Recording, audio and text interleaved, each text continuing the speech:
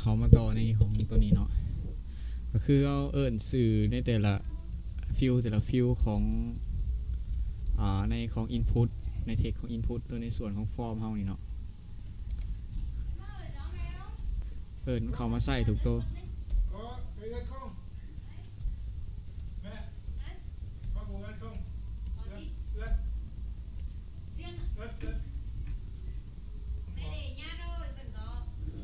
ของในส่วนของเต้นแต่ละเต้นเนาะก็คือเต้นของ input นี่เนาะก็เอาเขามาใส่ในพอมันไงมันนับค่ามาจากฟอร์ม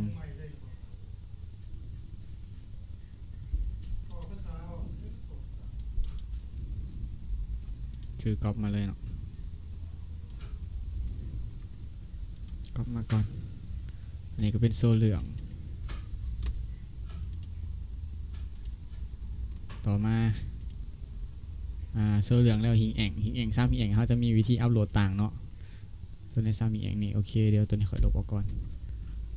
ยังสื่อเต้น SP ชื่อของเต้น SP โอเคหลังจากเท่าไรนี่เขาก็ใส่ในส่วนนี้ก็เป็นอายาบาน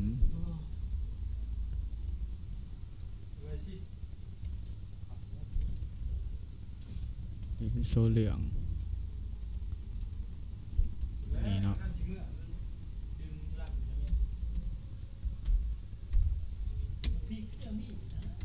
โอเคหลังจากอะไรแล้วเขามาเขียนโค้ดของในส่วนของอัปโหลดโค้ดอัปโหลดของรูปเนาะเพราะว่ารูปเขามี3รูปเขาขับขาเขามา3ขาก็คือโค้ดอัปโหลดเขาได้เขียนเขามานี่แล้วเนาะครับเขาจะก๊อปเอาในส่วนของตัวนี้เนาะมาใส่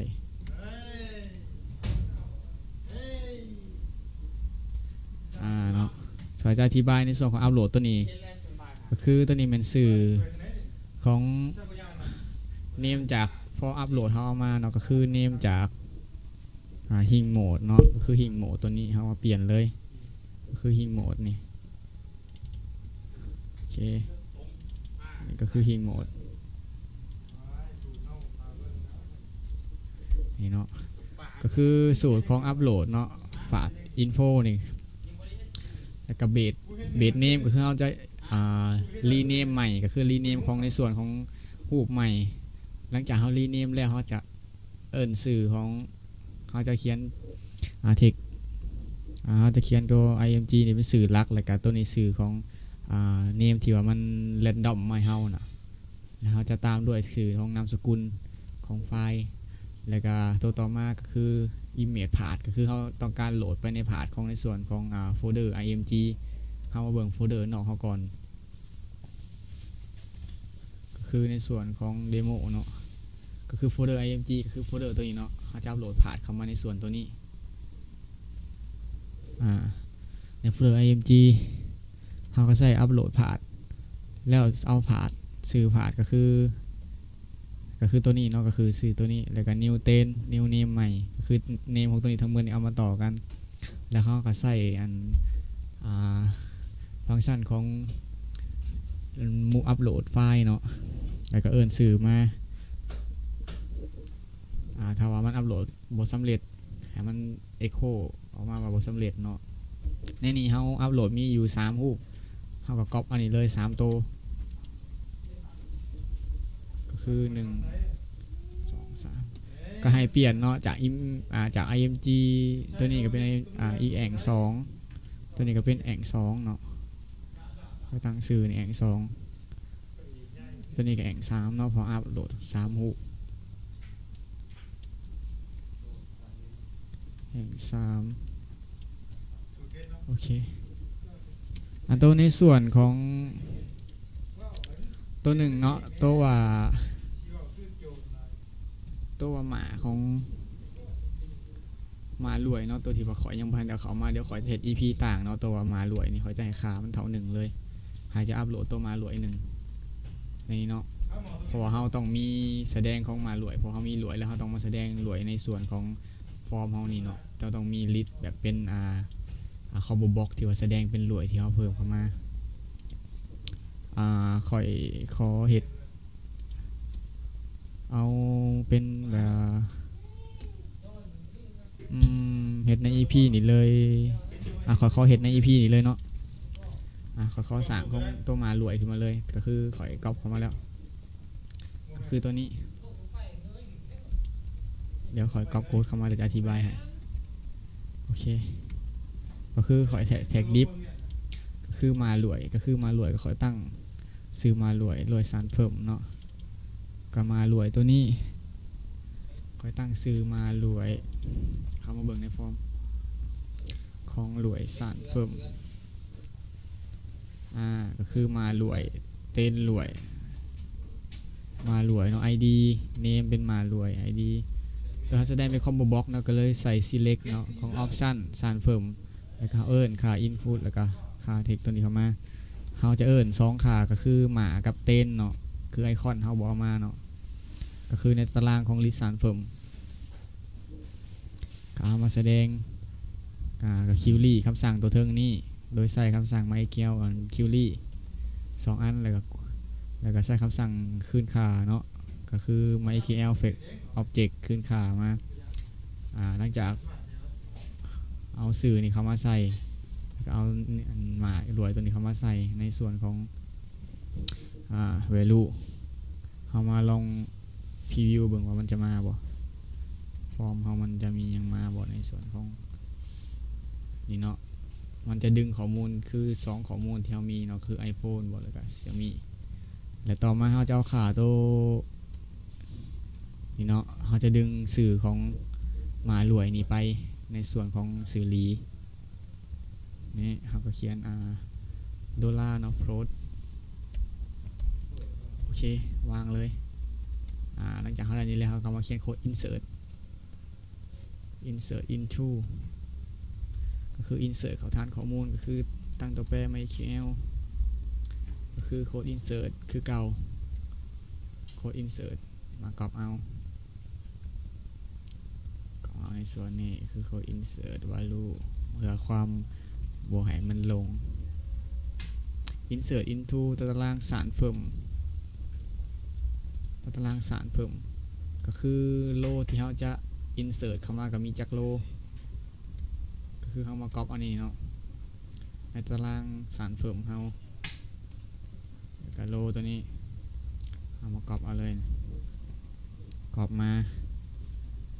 แล้วตัวคอลัมน์ตัวเฮียวตัวนี้ก็เขาก็ลบออกไปตัวหมาสารเพิ่มนี่เขาบ่เอาเนาะเขาเอาแต่เป็นมารวยแล้วก็เต้นสารเพิ่ม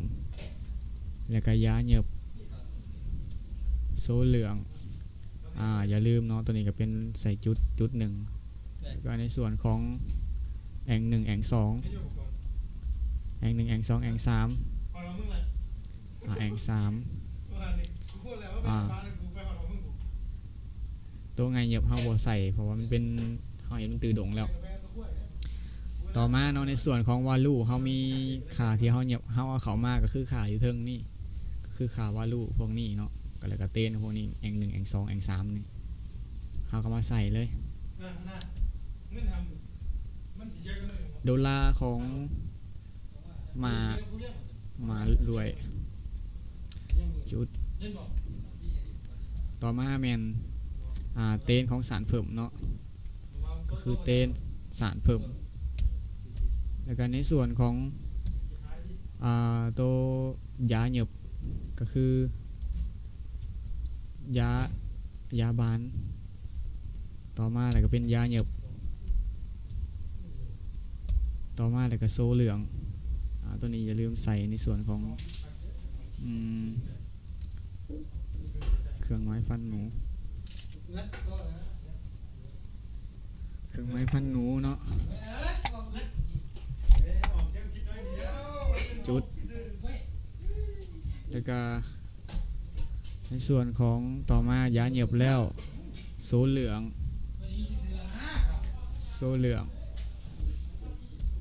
ต่อมาอะไรกับแอง1แอง2เนาะก็คือเฮากำหนดสื่อไว้แล้วแอง1แอง1แอง2ก๊อปปี้มาเลยแอง1แอง2แอง3คือแอง1แอง2ตัวนี้เนาะแอง2 เป็นแอ่ง3โอเคหลังจากนั้นให้มันคิวรี่คำสั่งตัวเทิง